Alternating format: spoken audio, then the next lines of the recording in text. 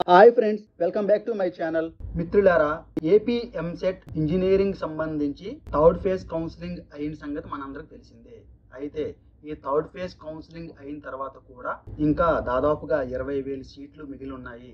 మళ్ళీ fourth phase counselling పెడితే బాగుంటుంది అని చాలా మంది స్టూడెంట్స్ అలాగే తల్లిదండ్రులు కామెంట్ బాక్స్ లో కామెంట్ చేస్తున్నారు. అలాగే పర్సనల్ గా ఎంతో మంది అయితే రిక్వెస్ట్ చేస్తున్నారు, సార్ ఈ ఎంసెట్ కి ఫోర్త్ ఫేజ్ కూడా ఉంటే బాగుంటుంది, దీనిపైన ఒక వీడియో చేయండి మా కోసం, ప్లీజ్ సార్ ఒక వీడియో చేయండి, మాకు ఎంతో హెల్ప్ చేసిన వారు అవుతారు అని చాలా మంది రిక్వెస్ట్ చేస్తున్నారు. మిత్రులారా, ఎవరైతే ఎంసెట్ ఫోర్త్ ఫేజ్ కోసం వెయిట్ చేస్తున్నారో వాళ్ళందరికీ నేను చెప్పే సలహా ఏంటంటే, EAMCET third phase seat allotment తర్వాత మిగిలిపోయిన దాదాపుగా 20,000 సీట్ల వరకు ఉన్నాయి. అయితే ఈ 20,000 సీట్లు చిన్న చిన్న కాలేజీల్లో మాత్రమే మిగిలాయి.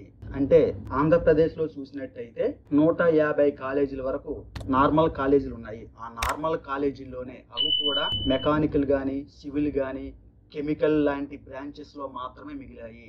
టాప్ కాలేజ్ అయినటువంటి యూనివర్సిటీస్ కానీ, ప్రైవేట్ యూనివర్సిటీస్ కానీ, అలాగే అటానమస్ కాలేజీలు కానీ, లేదా నాక్, ఎన్బిఏ అక్రిడిటేషన్ ఉన్న కాలేజీల్లో దాదాపుగా టాప్ బ్రాంచెస్ అయినటువంటి సిఎస్సి బ్రాంచ్ కానీ, ఈసీ బ్రాంచ్ కానీ, ఈవెన్ ట్రిపుల్ ఈ బ్రాంచ్ లో కూడా సీట్లు ఎక్కడా మిగిలిలేదు.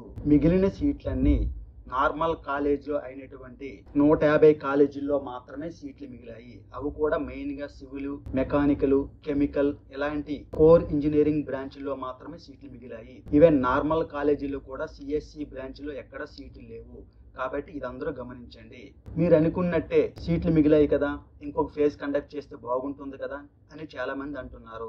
గవర్నమెంట్ ఇప్పటికే 3 ఫేజ్లు కండక్ట్ చేసింది. ఫోర్త్ ఫేజ్ కాదు కదా, ఇంకో 10 ఫేజ్లు కండక్ట్ చేసిన నార్మల్ కాలేజీల్లో కోర్ బ్రాంచీల్లో ఉండాల్సిన సీట్లు ఇంకో 10 ఫేజ్లు కండక్ట్ చేసిన ఆ సీట్లు అలానే ఉంటాయి. ఆ కాలేజీలో ఎవరు జాయిన్ అవ్వరు. ప్రెజెంట్ మన ట్రెండింగ్ అంతా సిఎస్సి బ్రాంచ్, ఆ తర్వాత ఈసీ బ్రాంచ్, ఆ తర్వాత ఎలక్ట్రికల్ బ్రాంచ్ మాత్రమే. నార్మల్ కాలేజీలో మిగిలిన సివిల్ గానీ, మెకానికల్ గానీ, కెమికల్ లాంటి బ్రాంచెస్ లో ఎవరు జాయిన్ అవ్వరు. 4వ ఫేజ్ కాదు కదా, ఇంకొక 20 ఫేజ్ 30 ఫేజ్లు కండక్ట్ చేసిన ఆ సీట్లు అలానే ఉంటాయి.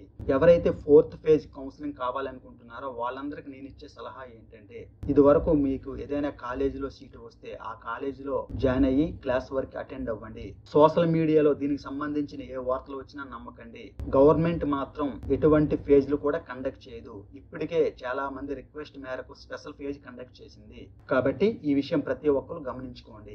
అందుకే నేను ఇదివరకు చాలా సార్లు చెప్పాను, థర్డ్ ఫేజ్ కౌన్సిలింగ్ వెళ్లే ముందు వెబ్ ఆప్షన్స్ చాలా కేర్ఫుల్ గా పెట్టండి. దీనికి సంబంధించిన ఏ డౌట్స్ ఉన్నా నా వీడియో చూడండి. వెబ్ ఆప్షన్స్ ఎలా పెట్టాలి దానికి సంబంధించిన వీడియో ఒకసారి చూడమని చాలా సార్లు చెప్పాను. అయినా చాలా మంది చిన్న చిన్న మిస్టేక్స్ చేయడం జరిగింది.